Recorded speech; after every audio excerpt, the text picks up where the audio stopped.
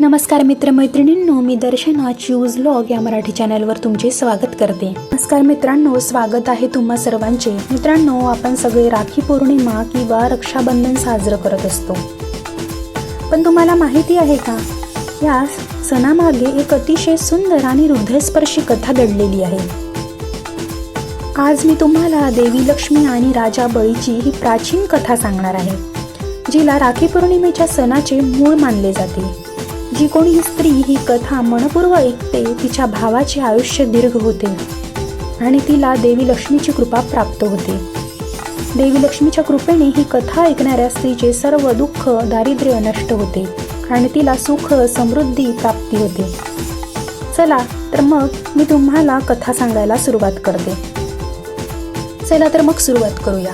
मित्रांनो, खूप वर्षापूर्वीची गोष्ट आहे, ज्या काळात राजा बळी नावाचे एक पराक्रमी दानशूर आणि धर्मपरायण राजे होते। राजा बळी दैत्याचे राजे होते, पण त्यांचे हृदय अत्यंत उदार होते। आपल्या प्रजेला ते पुत्रवत प्रेम करत आणि सर्व लोक त्यांना आदराने आणि प्रेमाने पाहत असत। त्यांच्या राज्यात सुख, शांती आणि भरभराट होती। राजा बळी भगवान विष्णूचे मोठे भक्त होते। ते नियमित यज्ञ पूजा करून भगवानाची आराधना करीत असत। त्यांच्या भक्तीने प्रसन्न होऊन देवही त्यांच्याकडे अनुग्रह ठेवत। एकदा राजा बळीने एक महान यज्ञ आयोजित केला। त्या यज्ञाचे यशस्वी पूर्णतेमुळे त्यांची कीर्ती त्रिलोकात पसरली। देवेंद्र इंद्रालाही भय वाटू लागले की बळीराजा वाढत्या सामर्थ्याचे स्वर्ग सिंहासनाला धोका निर्माण होऊ शकतो। देवगणांनी भगवान विष्णूकडे मदत मागितली। भगवान विष्णूंनी बळीराजाचे परीक्षा घेण्याचे ठरवले। त्यांनी वामन अवतार धारण केला। एक लहानसा तेजस्वी ब्राह्मण बटूचा वेश घेतला। वामन अवतारातील भगवान विष्णू बळीराजाच्या राजधानीत प्रकट झाले, जिथे राजा बळी यज्ञकर्माने दानधर्म करत होते। तो ब्राह्मण बालक पाहताच बळीराजाने आदराने त्यांचे स्वागत केले आणि म्हणाले, बाळ, तुला माझ्याकडून काय हवं आहे? सांग, मी तुझे इच्छित दान नक्कीच पूर्ण करेल। छोट्या वामनाने विनम्रपणे हसून उत्तर दिलं, महामना राजा, मला काहीही मोठे नको आहे। आपण फक्त 3 पावले जमीन दान द्या। राजा बळीला आश्चर्य वाटले की हा लहानसा बटू फक्त 3 पावले जमीन का मागतो आहे, पण आपल्या दानशूर स्वभावानुसार त्यांनी तक्षली होकार दिली। हे ब्राह्मण कुमार, मला मनापासून आनंद आहे तुला दान देता यावं। 3 पावलं नव्हे तर 3 गावे मागशील तरी देईल। इतके म्हणताच वामन अवतारधारी विष्णूचे रूप अचानक विशाल होत गेले। ते अगणित उंच वाढले आणि विराट रूप धारण करून उभे राहिले। पहिल्या पावलात त्या विराट वामनाने धरती मोजली। दुसऱ्या पावलात आकाश व्यापलं। सर्व उपस्थित स्तंभित झाले। राजा बळी देखील देवाचा हा पराक्रम आदराने पाहत होता। आता तिसरे पाऊल ठेवण्यासाठी काही उरलेले नव्हते।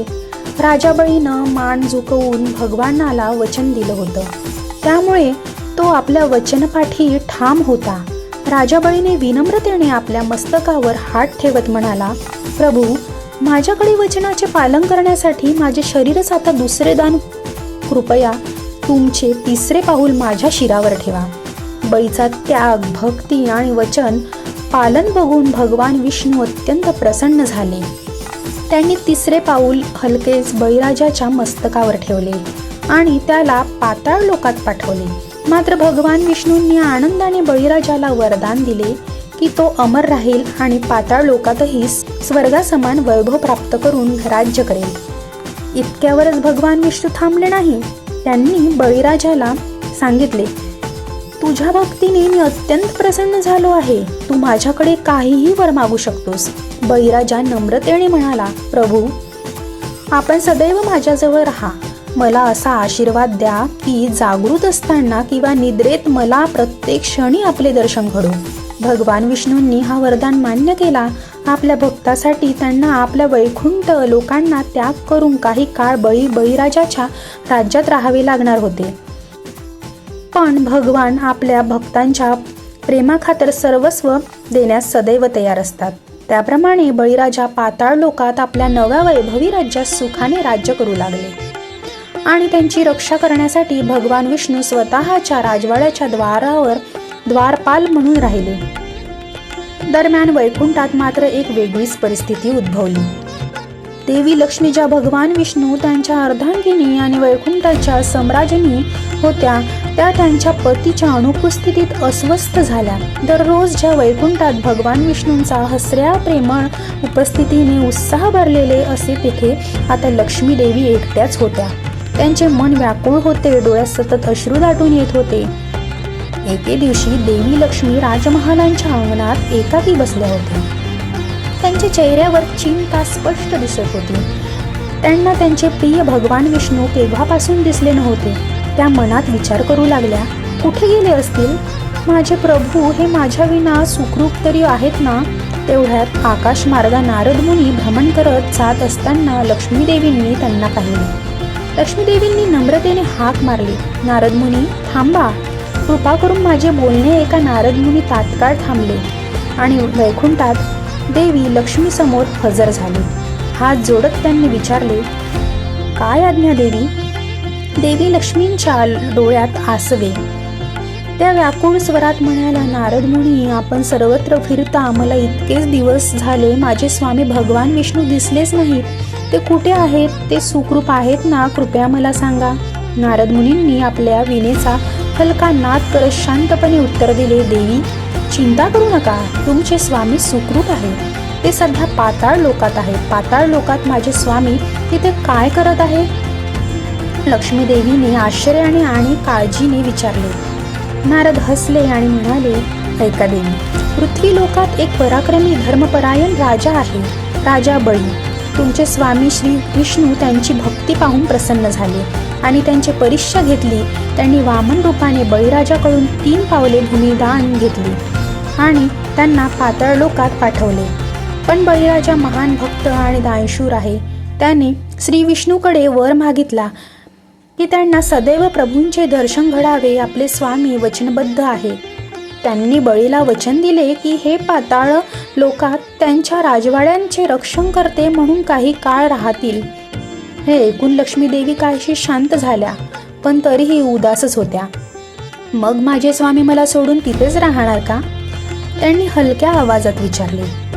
नारदांनी समजावत म्हणाले, भगवान विष्णूंना तुमचीही काळजी आहे, पण ते भक्तांच्या शब्दाला बांधील आहे. मात्र यावर एक उपाय होऊ शकतो. लक्ष्मी देवीने आशेने नारद मुनींकडे पाहिले. कृपया मला मार्ग दाखवा नारद मुनी, मी माझ्या प्रभूंची सोबत पुन्हा कधी मिळवू? प्रभू नारद मुनी थोडे हसले आणि त्यांना एक युक्ती सुचली. ते म्हणाले, देवी राजा बळीला आपण भाऊ बनवा. भावासमोर बहिणीची इच्छा पूर्ण करण्याखेरीज गत्यंतर नसते. तुम्ही पाताळ लोकात जाऊन बळीराजाला राखी बांधा आणि त्यांना भावाचे स्थान द्या. मग त्याच्याकडे आपल्या पतीला परत सोडण्याची विनंती करा. बळीराजा महान दाता आहे, तो नक्कीच तुम्हाला नकार देणार नाही. लक्ष्मी देवींना युक्ती पटली. त्यांनी चेहऱ्यावर आशेचे किरण चमकले. त्यांनी तात्काळ निर्णय घेतला की त्या पाताळ लोकात जाऊन बळीराजाला भेटेल. नारद मुनींचे आभार मानून देवी लक्ष्मी आपल्या मोहक रूपाने त्याग करून एका साध्या स्त्रीचा वेश धारण करण्यास तयार झाल्या. त्या दिवशी लक्ष्मी देवींनी रेशमी वस्त्रे आणि सोनेरी दागिने उतरवून घेतले. त्या स्वतःला एक गरीब ब्राह्मण स्त्रीचे रूप दिले. साधे वस्त्र परिधान केले. पायात अशा कोणत्याही गोष्टी नव्हत्या ज्या त्यांची ओळख उघड करतील. केसांना साधी वेणी बांधली. कपाळावर कुठलाही तेजस्वी चिन्ह नाही. आपल्या तेजोमय स्वरूपाला साध्या स्त्रीच्या रूपामध्ये लपवून टाकले. देवी लक्ष्मीने पाताळ लोकात जाण्याचा निर्धार केला. थोड्याच वेळात देवी लक्ष्मी पाताळ लोकातील बळीराजाकडे प्रखर तेजाने उजळलेल्या राजधानीजवळ पोहोचल्या. तेथे सोनेरी राजवाडा होता. भव्य द्वार होते आणि त्या द्वारासमोर एक तेजस्वी द्वारपाल पहारा देत होता. खरं तर तो द्वारपाल दुसरा कोणी नसून श्री विष्णू स्वतः होते, पण सामान्य मानवाच्या वेशात ते उभे होते. देवी लक्ष्मीने त्यांच्याकडे एक कटाक्ष टाकला. ओळख पटली तरी त्यांनी आपल्या भावना आवरल्या. आपल्या पतीला दृष्टीचा इशारा न देता त्या राजवाड्यात प्रवेश करू लागल्या. द्वारपालानेही त्यांना अडवले नाही. किंबहुना त्याने हृदय सौभाग्याने भरून आले, कारण त्यांच्या प्रिय पत्नी त्यांना शोधत आल्या होत्या. पण त्या क्षणी दोघेही आपल्या भूमिका निभावत होते. एक गरीब स्त्री आणि एक द्वारपाल. महालाच्या सभागृहात राजा बळी आपल्या मंत्र्यांसह काही महत्त्वाची चर्चा करत बसलेले होते. तेवढ्यात पहारावरती सैनिकांनी सूचना दिली की बाहेर एक गरीब स्त्री आश्रयासाठी आली आहे. राजा बळीने तात्काळ आज्ञा दिली की तिला आदराने आत आणावे. क्षणभरात लक्ष्मीदेवी गरीब ब्राह्मण स्त्रीच्या वेशात सभागृहात प्रवेशल्या. राजा बळीनं तिच्याकडे पाहिलं. साधे कपडे घातलेले, चेहऱ्यावर थकवा आणि दुःखाची छटा. ती स्त्री पाहून दयाळू बळीराजाने हृदय वितळले आणि तो तक्षशिला सिंहासनावरून उतरला आणि विनम्रपणे म्हणाला, आई, आपण कोण आहात आणि अशा या पाताळ राज्यात एकटे कशा आले? मला सांगा, मी आपली काय मदत करू शकतो? त्यावर ती स्त्री लक्ष्मीदेवी थोड्या व्याकुळतेने म्हणाली, महाराज, मी एक निराधार स्त्री आहे. माझे पती दूर निघून गेले आहे काही महत्त्वाच्या कार्यासाठी आणि अपरिचित प्रदेशात मी एकटीच आहे. मला कुणी भाऊ नाही, कुणाचे पाठबळ नाही. मी आपल्या राज्यात आश्रयासाठी आलेले आहे. काही दिवस आपल्या इथे थांबण्यासाठी मला परवानगी द्याल का? राजा बळीने नम्रतेने तिचं बोलणं ऐकलं आणि त्यांची अस्वस्थता समजून घेतली.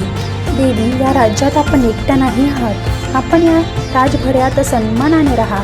जिथे एका बहिणीला आसरा मिळणार नाही अशी भूमीच नाही. माझ्या बहिणीसारखे आपण इथे राहा. मला याचे सौभाग्यच वाटेल. आपल्याला जे काही हवे असेल ते माझ्याकडून निर्धास्तपणे मागा. लक्ष्मी देवीनं मनातल्या मनात प्रभूंचे स्मरण केले आणि शांतपणे म्हणाल्या, राजन, आपल्या उदारतेबद्दल मी आपली आभारी आहे. मला विश्वास होता की महान दानशूर राजा बळी मला नक्कीच आश्रय देतील. मी येथे काही काळ राहील. मला फार काही नको, फक्त तुमच्या राज्यात मला बहीण म्हणून थोडी जागा हवी आहे. बळीराजाने तक्षशिला तिला बहीण म्हणून स्वीकारले. त्याने आजूबाजूला उभ्या असलेल्या आपल्या राण्या आणि सेवकांना तिची उत्तम देखरेख करण्याचा आदेश दिला. बळीराजा स्वतः तिला आपल्या बहिणीप्रमाणे आदर देऊ लागला. त्या गरीब ब्राह्मण स्त्रीरूपी लक्ष्मी देवीला राजमहालात सन्मानाने जागा मिळाली. चांगले वस्त्रहार दिले गेले. राजदरबारात तिचा मान राखला गेला. लक्ष्मी देवींचे आगमन होताच अगदी काही दिवसांच्या आतच बळीराजाचा महाल नवीन आनंदाने भरून गेला. जिथे जाईल तेथे लक्ष्मी देवी संपदा आणि शुभता घेऊन येतातच राजमहालात एक वेगळाच उत्साह जाळून आला. समृद्धी आणखीही वाढली. महालातील प्रत्येक व्यक्तीला जाणवले की जणू काही शुभशक्ती येथे वास करत आहे. कुणालाच खरं कारण समजत नव्हतं. बळीराजा मात्र आनंदी होता, कारण त्याला एक बहीण लाभली होती. लक्ष्मी देवी आता राजमहालात त्या गरीब भगिनीच्या स्वरूपात राहत होत्या. त्या बऱ्याच वेळा देवतांचे नामस्मरण करत असत, परंतु बाकीच्या त्या दृष्टीने त्या एक धार्मिक वृत्तीने साधी स्त्री होती. राजा बळी दररोज तिची चौकशी करत असे, तिची काळजी घेत असे. मोठ्या भावाप्रमाणे तो विचारपूस करीत असे. आपल्याला काही हवे असेल तर निसंकोचपणे सांगा, आपण इथे खुश आहात ना? लक्ष्मी देवी मनात स्मित करत उत्तर देत, हो राजन, मी येथे खूप सुखी आहे. तुमची बहीण म्हणून मला इतका सन्मान दिला जातोय, यासाठी देव आशीर्वादात देईल तुम्हाला. अशा रीतीनं बहीण भावासारखे ते काही दिवस राहिले. तुमची बहीण म्हणून मला इतका सन्मान दिला, यासाठी देव आशीर्वाद देईल तुम्हाला. अशा रीतीनं बहीण भावासारखे ते काही दिवस राहिले. अखेर श्रावण महिना आला. श्रावण महिन्याची पौर्णिमा जवळ आली होती. तो दिवस जसा जसा समीप येऊ लागला तसं लक्ष्मी देवीच्या मनात योजना फळास यायला लागल्या. त्यांनी ठरवले की या शुभ दिवशी त्या आपल्या नवीन भावाला राखी बांधून आपला ध्येय साध्य करते. श्रावण पौर्णिमेच्या दिवशी बहीण भावाला राखी बांधून त्यांच्या दीर्घायुष्यासाठी प्रार्थना करते. हे तिचं गणित होतं. बळीराजा फारच प्रेमळ तिची काळजी घेत होता. आता वेळ आली होती त्या सत्य परिस्थिती सांगण्याची. श्रावण पौर्णिमेचा सुंदर दिवस उजाडला. पाताळ लोकांतही तो दिवस तेजस्वी पूर्ण चंद्र घेऊन आला. राजमहालात लक्ष्मी देवी लवकरच जाग्या झाल्या. त्यांनी स्नान करून साध्या परंतु स्वच्छ वस्त्र परिधान केली. त्यांच्या मनात आनंद आणि हुरहुर दोन्हीही होते. आज त्यांना आपल्या प्रिय विष्णूपर्यंत पोहोचायचेच होते आणि तेव्हा त्यांनी बळीराजाला ही दुःख न होता समजवायचे होते.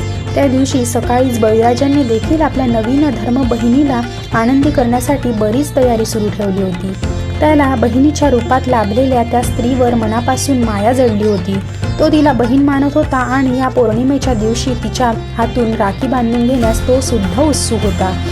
त्याने दरबार सजवला, फुलांच्या तोरणांनी महाल सुशोभित केला, भेट वस्तूंनी काही वस्त्रे, दागिने आणि मिठाईचे ताट तयार करून ठेवले.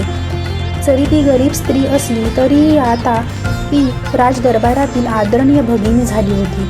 लक्ष्मी देवीने ताटात दिवा ओवाळण्यासाठी आरतीची थाळी, अक्षदा आणि राखीची सुंदर दोरी घेतली. त्यांनी देवाला मनोमन प्रार्थना केली की सर्व काही सुरळीत पार पडावे. पुरणपोळी आणि लाडूंच्या पौर्णिमेचा दिवस म्हणून सर्वत्र आनंदाचे वातावरण होते. राजदरबारात बळीराजाच्या मानांचे आसन घातले होते आणि आपल्या बहिणीची वाट पाहत होता. शेवटी तो शुभ क्षण आला. देवी लक्ष्मी गरीब स्त्री रूपातील पुढे सरसावल्या. त्यांनी नाजूक हातांनी राजा बळीची आरती ओवाळली, अक्षता अर्थात तांदळाचे कुंकू लावले आणि मग प्रेमपूर्वक राजा बळीच्या मनगटावर रेशमी दोऱ्याची राखी बांधली. त्यांचे हात थोडेसे थरथरत होते, डोळ्यात आनंद अश्रू दाटले होते. राजा बळीही भरून आला. त्याला या क्षणी अपार आनंद झाला. त्यांच्या चेहऱ्यावर समाधान आणि आनंदाचा मिलाफ दिसला होता. राखी बांधून झाल्यावर लक्ष्मी देवीने मंद स्वरात मंत्र म्हणत भावांच्या दीर्घायुष्याची कामना केली. राजा बळीने डोळ्यात पाणी आणून त्या धाग्याला माथ्यावर लावून प्रणाम केले. त्याने अगदी मनापासून तिला बहीण म्हणून स्वीकारले होते. संप्रदानाच्या रिवाजाप्रमाणे आता राजा बळीला आपल्या बहिणीला काही भेट द्यायची होती. तो आधीच तयार होता. त्याने लागली जवळ ठेवलेली रेशमी वस्त्र आणि सोन्याचे दागिने तिच्या समोर केले आणि प्रेमाने म्हणाला, बहीण, आजच्या या दिवशी मला खूप आनंद होत आहे. राखीचा पवित्र दोरा तू मला बांधलास. माझ्यासाठी याहून मोठं भाग्य नाही. तुझ्यासाठी ही छोटीशी भेटवस्तू स्वीकारावी. काही हवे असेल तर मुक्तपणे सांग. तुझा भाऊ अजिबात कमी पडू देणार नाही. लक्ष्मी देवीने त्या वस्त्राभूषणाकडे एक दृष्टी टाकली, पण नम्रपणे म्हणाली, महाराज, मला तुम्ही आपली बहीण मानलं हेच माझ्यासाठी मोठं वरदान आहे. मौल्यवान वस्तूंची मला काहीही गरज नाही. बळी हसत म्हणाला, अगं, हे प्रेमाचे प्रतीक आहे. लाजू नकोस. मला आनंद होईल तुला काही देऊ शकल्यास. हे ऐकून लक्ष्मी देवीने शांत स्वरात उत्तर दिले, राजन, जर तुम्हाला मला काही द्यायचेच असेल तर माझी एक इच्छा आहे. मी सांगू काय? बहीण, तुझी इच्छापूर्ती करणं हे तर माझे कर्तव्यच आहे. बळी म्हणाला हसत हसत. लक्ष्मी काही क्षण गप्प राहिल्या. सभागृहात सगळेजण त्यांच्याकडे उत्सुकतेने पाहू लागले. अखेर लक्ष्मी देवींनी धीटपणे सर्वांना ऐकू जाईल असा आपला आवाज केला आणि म्हणाल्या, राजा बळी, मी तुम्हाला भाऊ मानले आहे आणि भाऊ बहिणीच्या रक्षणासाठी वाटेल ते करायला तयार असतो, बरोबर? राजा बळी थोडासा आश्चर्यचकित झाला. तत्परतेने म्हणाला, निस्संदेह बहीण, तू विचार करून बोल. मला सांग, काय हवे तुला? तुझ्या रक्षणासाठी, तुझ्या आनंदासाठी मी सर्व काही देईल. यावर लक्ष्मी देवी उठून उभ्या राहिल्या. त्यांनी आपल्या बोटांनी दरवाजाकडे इशारा केला. सर्वांचे लक्ष त्या दिशेने वळले. दरवाजाजवळ रखवालीला उभ्या असलेल्या द्वारपालकाकडे बोट दाखवत त्या ठामपणे म्हणाल्या, मला माझा पती हवा आहे. क्षणभर तिथे शांतता पसरली. राजदरबारात प्रत्येक जण थक्क झाला. राजा बळीसुद्धा थक्क झाला. बळीराजा चकित होऊन विचारू लागला, तुझे पती कुठे आहे? तुझे पती मी कसे देऊ तुला? लक्ष्मी देवीने पुन्हा त्याच दिशेने पाहिले जिथे द्वारपाल उभा होता आणि हलके स्मित केले. त्या क्षणी द्वारपालाचे रूपांतर हळूहळू बदलू लागले. गरीब ब्राह्मण स्त्रीला वेश घेतलेल्या लक्ष्मी देवीने अंगावरचे साधे वस्त्र अदृश्य होऊन लागले. त्यांच्या जागी सोनेरी कांती असलेले रत्नाकंकांनी सुशोभित अशी देवी प्रकट झाली. तसेच महालाच्या प्रवेशद्वाराजवळील द्वारपालाचेही तेजस्वी रूप दिसू लागले. तो कोणी दुसरा नसून साक्षात भगवान विष्णू आपला चतुर्भुज रूप धारण करून उपस्थित होता. राजा बळीला सत्य उमगले. तो भारावून गेला. देहभर रोमांच उभे राहिले. क्षणभर तो स्तब्ध उभा राहिला. मग तत्परतेने खाली उतरून हात जोडत दंडवत घातला. प्रभू, देवी, लक्ष्मी, तो कृतज्ञतेने आणि आश्चर्याने म्हणाला, आज तर धन्य झालो. स्वर्ग जणू माझ्या दारी आला. राजा बळी समोर भगवान विष्णू पुढे आले आणि प्रेमाने त्याला हातात आधार देऊन उभं केलं. बळीराजानं नरम स्वरात म्हणाले, उठा, तुम्ही माझे प्रिय भक्त आहात. आज आम्ही तुमची परीक्षा घ्यायला नाही तर तुमच्या निस्वार्थ प्रेमांचे बंधन मान्य करायला आलो आहोत. बळीराजाने डोळ्यातून आनंद अश्रू ओघू लागले. तो म्हणाला, प्रभू, मीच वेडा. मला ठाऊकच नव्हते की माझी ही लाडकी बहीण स्वतःच लक्ष्मी देवी आहे आणि जो द्वारपाल माझं रक्षण करीत होता तो तुम्ही स्वतः होता. माझ्यासारखं भाग्यवान कोणीच नाही. पण देवी, तुला माझ्यामुळे अनेक दिवस तुमच्या पतीपासून दूर राहावे लागले. माझी चूक झाली असे म्हणत त्याने अपराधी भावनेने लक्ष्मी देवींना वाकून वंदन केले. लक्ष्मी देवींनी प्रेमाने त्याला थांबवत म्हणाल्या, राजन, यात तुमची काहीही चूक नाही. तुम्ही तुमच्या भक्तीने प्रेमाने माझे पती प्राप्त केले होते आणि त्यांनीही भक्ताने मान ठेवून तुमची इच्छा पूर्ण केली.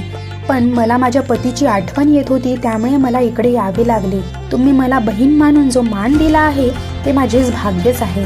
भगवान विष्णू पुढे बोलले, बळीराज, तुझ्या उदार मनात निरपेक्ष प्रेमाने आमचे स्वागत केलेस आणि तुझ्या बहिणीच्या इच्छेसाठी सर्वस्व देऊन टाकलंस.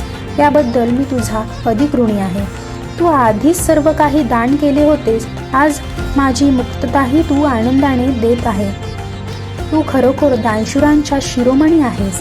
राजा बळीने विनम्रपणे मस्तक झुकवले आणि म्हणाला, प्रभू, आपल्यासारख्या सर्वशक्तिमान देवाला बांधून ठेवण्याचा माझा हेतू नव्हता. मी फक्त आपले सानिध्य हवे होते. पण आता जेव्हा मला कळले की देवी लक्ष्मी त्यांना आपल्या विरहाने दुःख झाले, तेव्हा माझ्या कर्तव्यच आहे की तुम्हाला निरोप द्यावा. बहिणीच्या डोळ्यात अश्रू ठेवून मी माझा आनंद कसा वाहू शकतो? मी आपल्याला मुक्त करतो. आपण वैकुंठात परत जा आणि देवीसह सुखाने राहा. हे म्हणताच राजा बळीचा कंठ दाटून आला. तरीही त्याने स्वतःला सावरले. भगवान विष्णू व लक्ष्मी देवी दोघेही त्यांच्याकडे प्रेमाने पाहत होते. लक्ष्मी देवींनी पुढे येऊन बळीराजाच्या कपाळावर प्रेमाने हात फिरवला आणि आशीर्वाद दिला. माझ्या भावाला सर्व सुख लाभो. तुझ्या राज्यात सदैव समृद्धी आणि शांती नांदो. भगवान विष्णू म्हणाले, राजन, तू इच्छाशक्तीने मला स्वातंत्र्य दिले म्हणून तू मला जे वर मागशील ते मी देण्यास तयार आहोत. तो म्हणाला, प्रभू, तुम्ही दोघे जा, याच माझ्यासाठी आनंद आहे. फक्त एकाच गोष्टीची विनंती आहे, कधीतरी माझी आठवण येईलच ना तुम्हाला.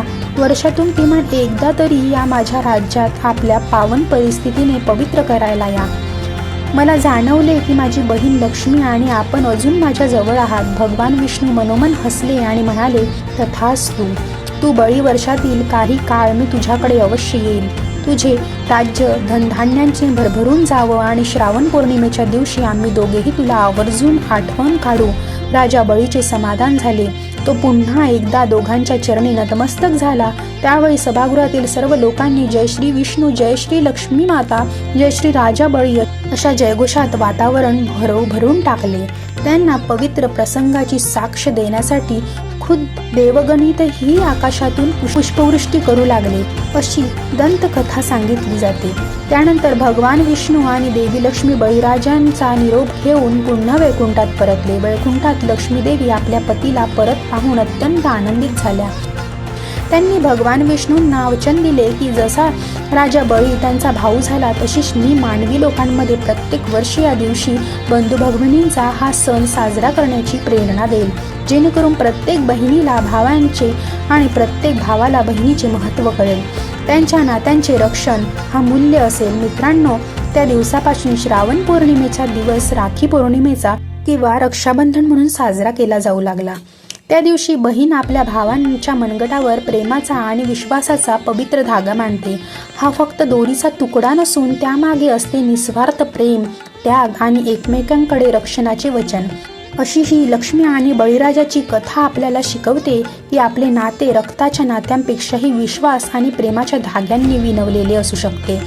देवी लक्ष्मीचे जिच्यासाठी पतीला सोडण्यासाठी युक्ती लढवली, त्या बळीनेही तिला बहिणीचे प्रेम दिले आणि तिच्या सुखासाठी स्वतःच्या इच्छेचा त्याग केला. दिव्य बंधनामुळेच आपल्याला कळते की प्रेम आणि विश्वास यांनी कोणतेही दोन जीव भावबंध बंधनात जोडले जाऊ शकतात. तर ही होती राखी पौर्णिमेची सणामागील प्राचीन कथा. आजही आपण लक्ष्मी देवी आणि राजा बळीचा या पवित्र भावबंधनाचे स्मरण करून रक्षाबंधनाचा सण मोठ्या उत्साहाने आणि प्रेमाने साजरा करतो. भाऊ बहिणीचे हे अतूट प्रेम सदैव फुलत राहो हीच शुभेच्छा. तर मित्रांनो, ही कथा तुम्हाला कशी वाटली कमेंट करून नक्की सांगा.